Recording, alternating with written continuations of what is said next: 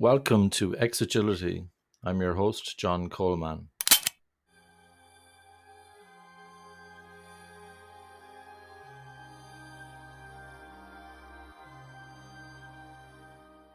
Glaudia Califano and David Spinks, welcome to the Agility podcast.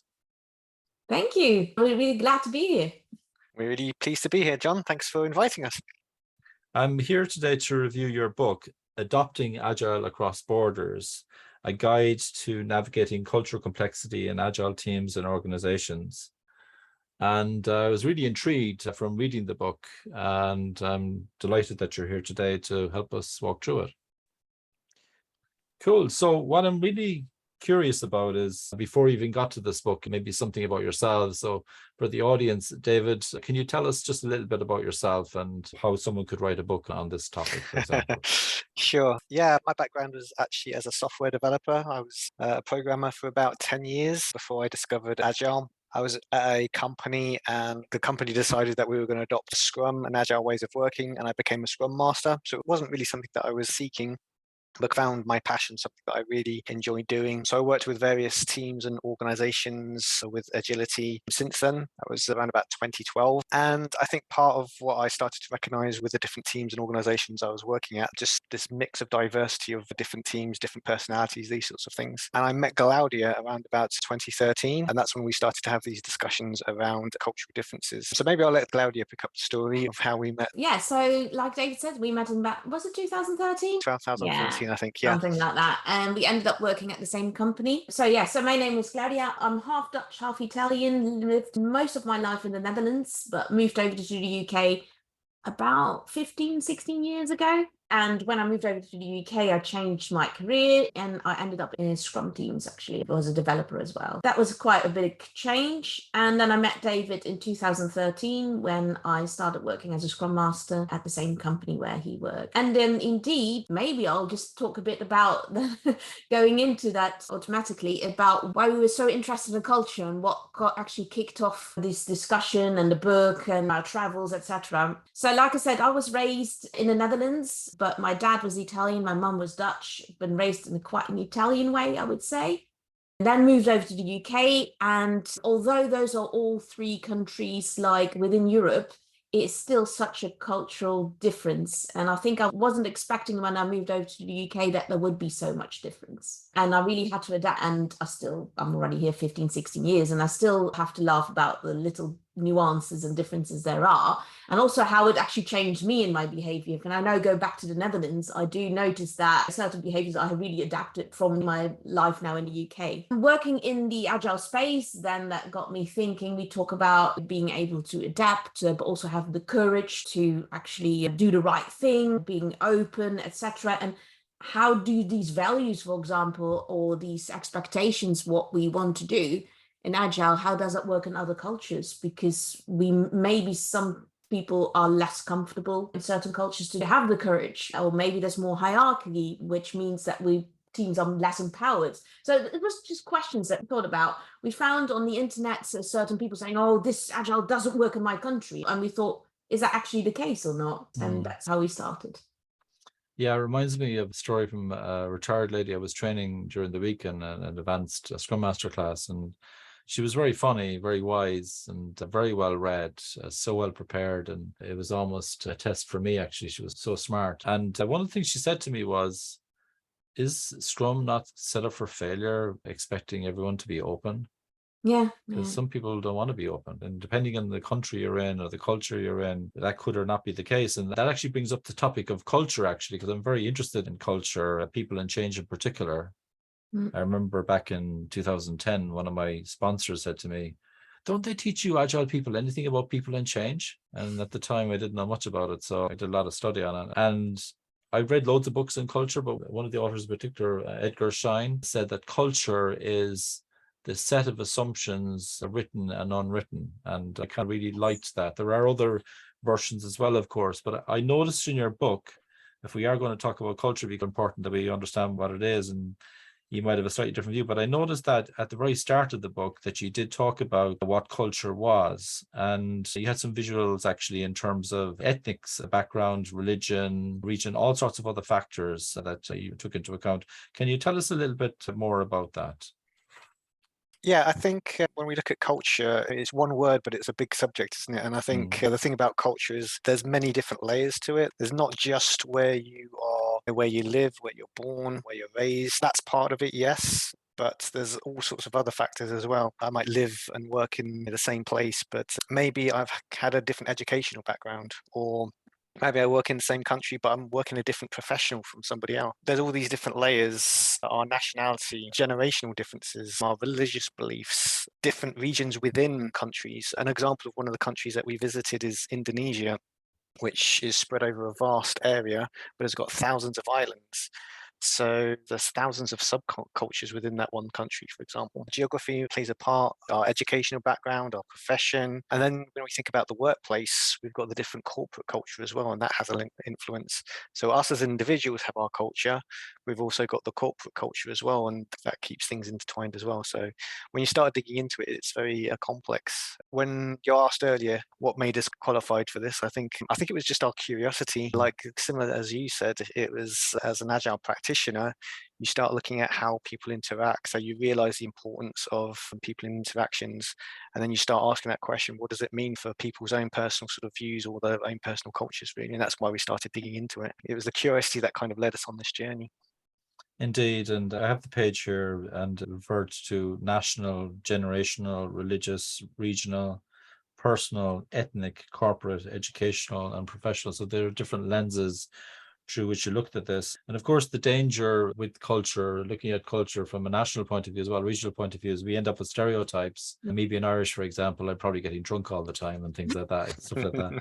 And it does kind of stick, doesn't it? They're useful, but they can be quite damaging. But I noticed very quickly in the book that you were aware of that danger, and you started looking at some models. And one of them was, I can't pronounce the name, I think it's Hofstede, and then there was a Lewis model. Can you tell us a little bit more about those models and why you looked at those to help you with this? Yeah, like I said, the Hofstede model is probably the most well-known. We dug more into the Lewis model, which is very much focused because we felt that model fitted very well with what we wanted to discover about culture and agile and how that was impacted. And the Lewis model is all very much about communication, decision-making, negotiation, collaboration. So it has that behavioral aspect very much intertwined in it. That's why we felt that was very suitable. So the model actually is based on research that Lewis, then his name is, did over the years. He is a linguist to start with, and also a cultural expert. And he done a lot of surveys, a lot of traveling. He worked in Japan, I think, for a long time as well, and all across the world. And the model is very based on, I think, about more than 150,000 surveys and talking to people, etc., etc. And based on that, he came up with a model that plots certain behaviors. And he came up with 3 categories, which is multi-active, reactive, and David has to remind me. Linear active. Linear active. Yeah. Now, what that means, I know that's 3 categories, and then you think, oh, you're boxing people in 3 categories. That's not really what he does. So, for example, you can do a test, for example, or do the survey, and it could come up that I end up having a lot of multi-active characteristics, but also reactive and linear active. Yeah. So when I did the survey, I'm very multi-active, which means I interrupt people. But that's from my passion, because I'm very passionate. And when we're talking, when I interrupt people to say, we have a conversation, I go, oh, from the excitement. So sometimes people, like when I look here, now I live in the UK, I think that's considered being very rude. You know what I mean? When you're interrupting constantly. But if you have a bunch of multi-active people together, that goes for passion and conversation. Yeah, it's an interest. So it's much more about those behaviors, for example, liking doing a lot of things at the same time. When you look at reactive, it's being really comfortable with silence. So some people are very comfortable with silence and want to reflect and take time. So it's the behaviors that are in those categories. That doesn't mean that one person is in one category. That's just impossible. I think one thing that we found During our initial research, we were very aware that we didn't want to stereotype and those sorts of issues that you mentioned, John. But I think what we recognized was we get a lot of clashes, especially within Scrum teams. With any group dynamics, you're going to get clashes between people. And part of that is because of these differences that we have as people, and that is part of our culture, really. It's a fine line of stereotyping. But yet these models, they do provide some useful tools to us to explore our differences, really. And that's where we start looking at the Hofstede and things like the Lewis to bring out and try to have the discussion around the fact that actually we do have different ways of behaving. So it's not just about the fact that you're German or Japanese, but actually we need to recognize that we've all got our own individual cultures, and that is leading to some of the misunderstandings that we have. Indeed. And I really enjoyed the book. And for example, it goes through the different regions. It starts off with South America and gives a little bit of background about South America, and then goes into Argentina. And what I like about the structure of the book is you start off with just giving people a sense of what it's like to be in the place. And then you go into the history, and then you come up with some movements or companies in that country that happen to be practicing agility in some form, and you interview some people from them and you find some key insights. That was the kind of the rhythm. Then you went on to Chile and into the history of Chile, and the same thing again. I got into the rhythm after a while of the book where, okay, I'm going to get a history lesson first, and that's really good because it gives me some context. And actually, sometimes I'm not really fully familiar with the history of that country, so it's actually helping me as well to get the kind of lowdown. So in terms of like the history for each country and all that, like how did you know you're getting something reasonably reliable? Because that's a tricky subject, isn't it? Where to get that information? How did you get your heads around that one? Yeah, that was probably one of the biggest challenges of producing the book. We started the research back in 2018. Yeah. In fact, 2017 is when we first had the idea and started doing our research. We started traveling in 2018, and we didn't get the book out until last year, like halfway through 2021. When we started writing, we thought, oh, this will be a 6-month project. So a lot of it was going into the research, and a big part of that was looking at the history and things. So lots of reading, verifying sources and things. So not just finding things from Wikipedia, but going and backing that up with different things. So yeah, in the book, we make references to a lot of the research material that we use to study the history as well. We're not historians, and we do cover a lot of countries within the book. So it's fair to say we skim the surface, but as you say, the point was to try to give a flavor of why some of the cultural aspects might be as they are. Because again, history is one of those factors that help contribute to our culture. We also had a very good editor from our publisher, to be fairly honest. So he helped as well. Yeah. And there's a lot of countries in the book, and the sequence of the book, is that the sequence that you traveled, or what way did it work? Where did you start your travels? Let's put it that way. It's actually interesting. It is a sequence. Now, I don't think I realized that myself. But I think it is a sequence how we traveled. We did start in Argentina, and we made our way through South America. And then we went into Asia, and then after that, Europe. So yeah, it is actually the sequence of the book. Not sure, did we do that on purpose, David, or was that just by accident? I don't know. It must be a subconscious thing, I think. So yeah. In terms of the countries, they are done in alphabetical order for each continent. So yeah, it happens just to be Argentina was the first, and begins with a name. Yeah. So we started in South America, and I think there's a couple of things. I think there wasn't that much known about Agile in South America. I think it's really up and coming now, but when we went in 2017, 2018, it was not as big as it is in here in USA or in the UK or etc.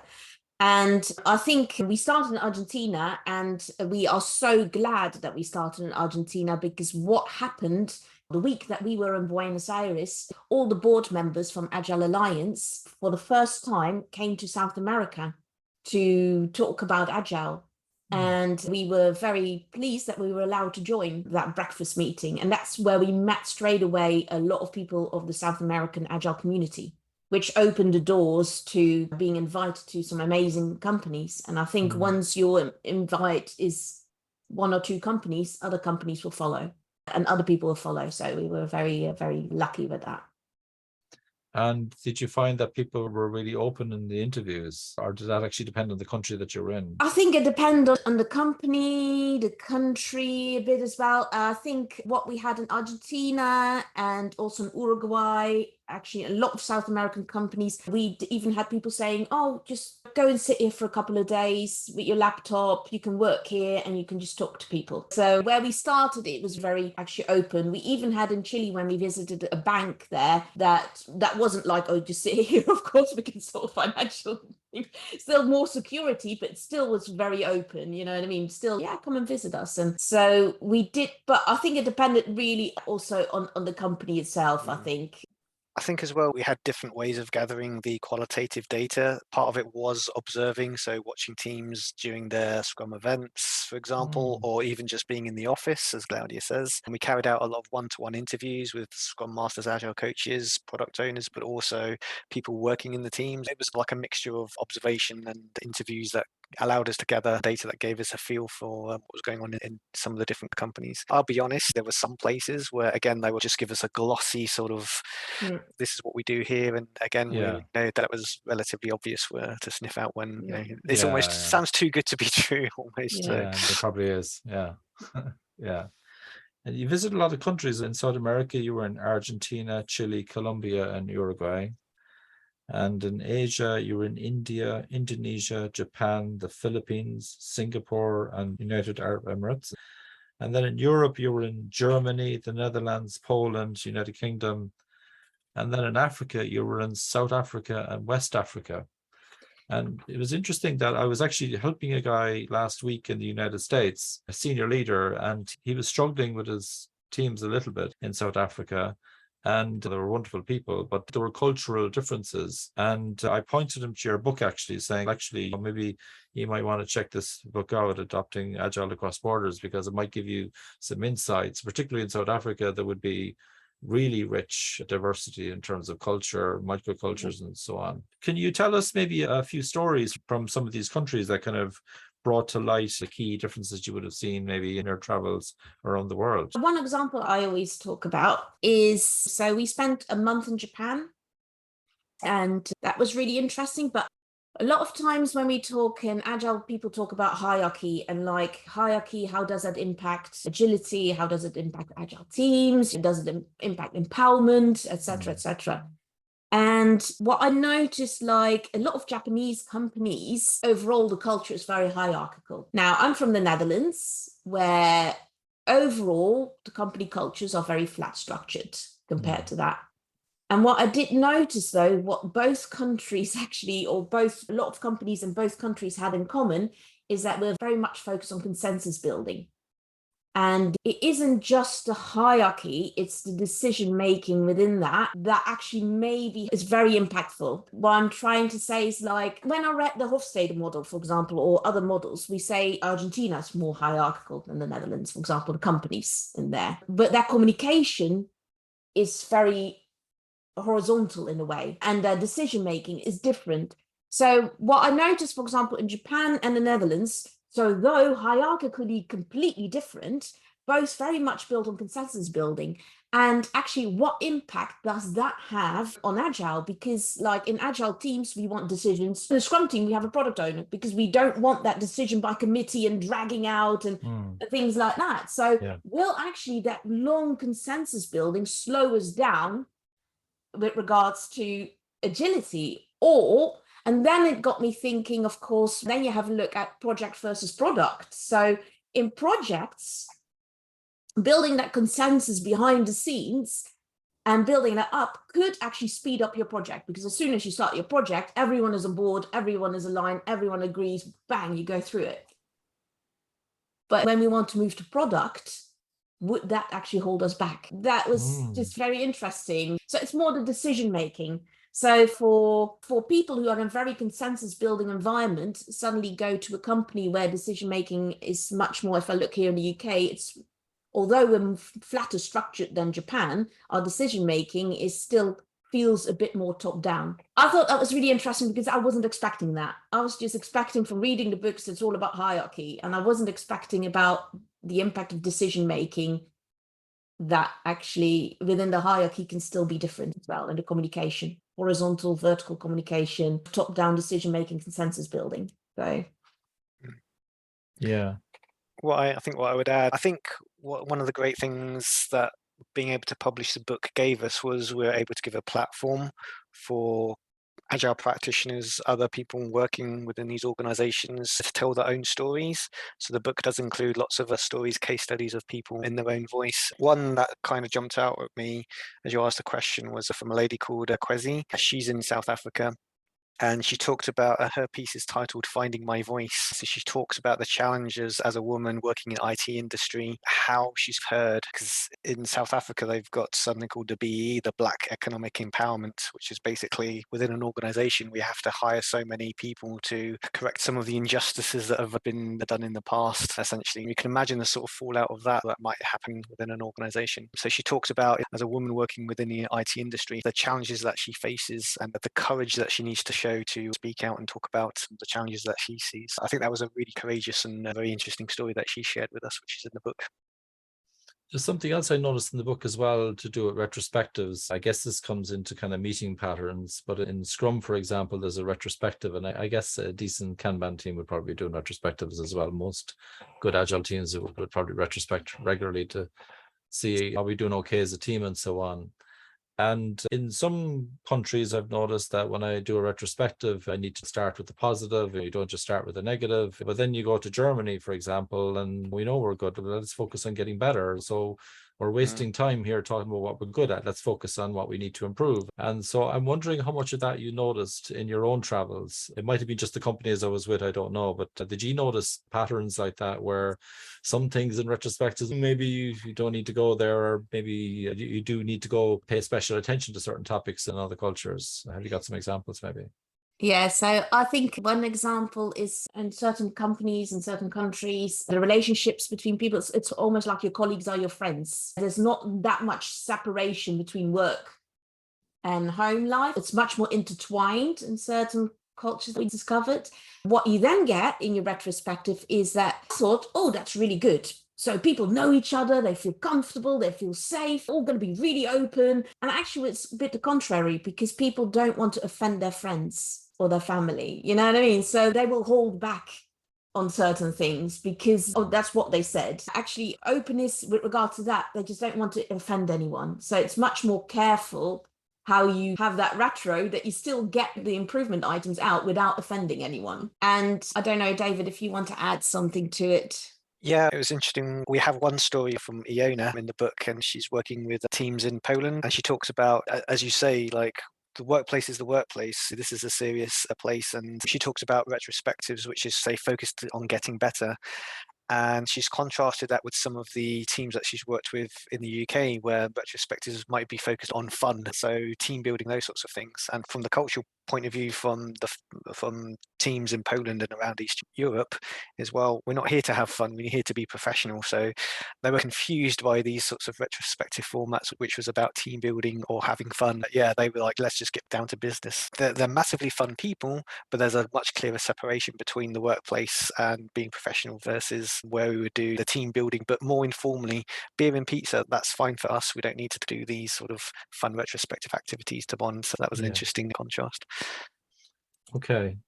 And that reminds me as well, particularly what Glaudia said about healthy conflict. I'm thinking of the 5 dysfunctions of a team. And one of the dysfunctions is the lack of healthy conflict, debating about ideas. Apparently, particularly in Chioni's office, they're screaming at each other. They're not having personal differences. They're genuinely trying to find the best idea. And that kind of helps them to overcome obstacles and hopefully get better results and so on. Do some cultures have coping strategies to get around that? If they struggle to have that healthy conflict in a group setting, have you noticed that they managed to get around that in some other way where they do get to improve, they do get to find the right ideas, but they do it without necessarily doing it the Patrick Lencioni way where we're debating the ideas? Have you any thoughts on that? I think there's 2 extremes. There's one where there's not enough conflict, and I'll be looking at some of the cultures and maybe the likes of Japan, where a lot of the group interactions is all about harmony and ceremony. And maybe there's not enough challenge of each other in the formal settings, but they've got something called nemawashi, which is essentially a way of building consensus, but it's very informal.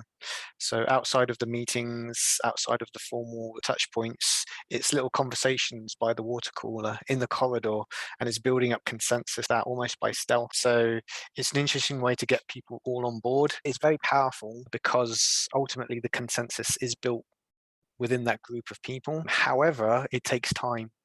So that's one of the drawbacks with that approach. If you contrast that with maybe another culture where it'll be bring everybody together and we're going to have a meeting, a discussion, and we've got a strict agenda and we want an outcome by the end, that might be a lot more direct and in conflict. So we might see that more in the UK or the US, for example. Part of that is just the different consensus building techniques is interesting.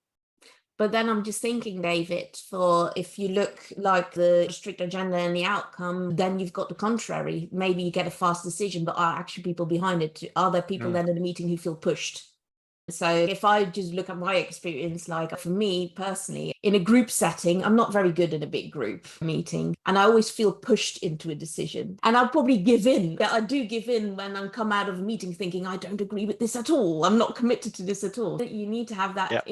And this is where leadership styles come in as well. Like saying Yeah. in some cultures, it's much more authoritarian and say maybe a leader is pulling rank to get to a decision or something, or to dissolve that conflict. Whereas in other cultures, some of the South American ones or in Asia, leaders are more paternal. They're there to be more supportive, to walk people through things, to help support. So again, I think that leadership style is a part of it as well. And plus decision making comes back again. That drives behaviors as well. So if beforehand you agree, for example, we all need a unanimous decision, that can cause certain behaviors as well. It could cause behaviors that people feel pushed into it, but the upside is maybe that once people come out, they're all committed. And majority vote, there's all these different decision rules that you can have that will have an impact on the behavior as well and how people behave in those meetings. So I think having that agreed up front as well in certain ways can help as well, I think. And being aware of what that means. If you do this decision rule, what are the downsides and what are the upsides? Yeah. Another factor, as we've mentioned, is how the separation between professional versus private life. Claudia's mentioned that, but in some cultures, there's a clear separation. Parts of Europe, UK, US is more like that. People have their friends outside of work, whereas in the South Americas and Japan, maybe a little bit less so there, but people's colleagues, they are their friends. So again, the conflict management works differently. Again, maybe in some places that they're trying to avoid conflict more because their work colleagues are their friends as well. So sometimes they avoid some conflict where maybe it might be necessary. So I've got a confession and then I'd like to get your advice. Okay. I break the rules of Scrum with the retrospective. Shock horror. Professional Scrum trainer breaking one of the rules of Scrum in the retrospective. So one of the things that I do is I've noticed that if I use all these fancy techniques, Esther Darby, 5 stages, all these kind of things, and do a beautiful retrospective, but I got fed up of the time after time of seeing teams not actually improving at all. So I changed tack a few years ago, and what I do now is whatever fancy techniques I might use are not fancy at all. Sometimes I call them drive-through retrospectives, like the quick ones. But within 20 minutes, we'll figure out what the problems are. We know what the issues are anyway in the team. And some of them are within the control or influence of the team, and some of them are not. So the ones that are not within their control or influence, I need to take that away as a Scrum Master or a leader and try and help the team to get them overcome. But there'll be some things that the team can hopefully resolve themselves. And so what I say to the team, and this is where I break the rules, there's a time box. You could wrap it up at that stage, agree the improvements and agree when you're going to act on them in the retrospective and move on. But what I do is I say, okay, you've got an hour and 10 minutes left and let's fix something right now. And they look at me and go, what? Yeah, I want you to fix something right now. I said, you've got 10 things in your list there. If you just fix one thing, I'll be a happy guy and you'll be happy too, because next sprint that'll be gone and then we'll have other problems. And what I find is when I look back after a few months and when they look back after a few months and I make sure it's part of the agenda for the retrospective that they do look back, they see that they actually did make improvements. But this is where I need your advice now. So which countries should I avoid when I'm doing that? Or maybe it's too tricky. I think your approach, they're probably already doing it well in the likes of the Netherlands. So Yeah. I think very much doers there, aren't they? Like Glaudia being Dutch will verify this, but I think there's some folks that are very practical there. I don't know, where would that be difficult? I can't even come up where that would be difficult. I think it would be like quite a global thing. I don't know. What are you thinking? What do you think, David? I can maybe see some issues towards the Middle East or in the Far East, where perhaps there's more a concept of needing permission to do things. Yeah. Again, maybe you could do that if there's things that the team have got control of. But if we're now starting to talk about organizational impediments, I think culturally there's this awareness of we need to get permission from the leader to actually make changes. So I think that's more of something that we would see more in some of the reactive cultures that I mentioned, your Indonesias, your Japan, certainly UAE, those sorts of places. Thank you. I'd probably reserve that request for impediments that are within the control influence of the team, and I would take away whatever needs to be dealt with afterwards. And yeah, but thank you for that advice. That's useful to know. I can give it a go in a few countries, and if I get something thrown at me in some retrospective, I'll let you know, and maybe it can feature in the second edition of the book or something. So there are a lot of countries in the book. There's also a lot of countries not in the book. Something put a stop to your gallop. I'm guessing it was COVID. Was it COVID, or was it just always the plan that these were going to be the countries that you're going to look at? I think COVID did stop some of the traveling, and I think we just wanted to have certain countries ideally in each continent. We did, for example, visit Australia as well, but we don't actually have Australia in the book, I think, because we only visited one or two people there and we didn't feel like we had enough data for it to really go through that. But yeah, it was COVID who stopped Europe. I think we were happy with the countries in Southeast Asia and in South America. And then we came back and we were planning to do Europe. And that's actually where we felt that's COVID. So. I think I would add as well, because we were using the Lewis model as a basis for our research, that was what we were thinking about in the back of our minds. We were looking at countries to make sure that we would cover those three bases of the Lewis model. Yeah. Again, we would have loved to have kept going. Our research was entirely self-funded. While we were traveling, I think people were looking at us and thinking we had this sort of backing behind us and we were staying in glamorous places. We were not. We were staying in some interesting places. And again, that's my British cultural trait there, saying interesting. So that's another way of saying cockroach infested. We even had people saying, oh yeah, thanks for visiting. Are you staying at the Hilton or the Ritz? And no, we're staying at a boutique hotel, we would say. There was a limit to the number of places we could go. Like I say, we wanted to make sure that we covered the bases of the Lewis model, but also as our research was growing, we started building momentum, and some of the companies that we were visiting would then make recommendations and say, hey, do you know these folks in this company in this country? So we were going a little bit toward basically being guided based on recommendations as well for us to talk to. And then with regards to South Africa and West Africa, that was all done remotely. So we did all those interviews remotely. We do work a lot with a company in West Africa anyway, so remotely as well. So we do workshops there and stuff, because that indeed was the one that we would travel to next. And that was COVID as well. But those were all done remotely. But yeah, Europe, we did visit, of course, we didn't visit the companies in the Netherlands, but I'm from the Netherlands myself, so I worked a lot of companies in the Netherlands. But then we interviewed, again, people still from the Netherlands as well. Lovely. It's a really nice book, and I've been recommending it to people ever since I've read it. I think I've recommended it 3 times already this week to people who've been attending my training or people asking for me to help them coaching or consulting. So it's Adopting Agile Across Borders, a guide to navigating cultural complexity in agile teams and organizations by Glaudia Califano and David Spinks. And I want to thank you both very much for coming on to the Agility podcast, and looking forward to seeing more books from you again in the future. Cool. Thank you very much, John. Thank you for having us, John. Thank you.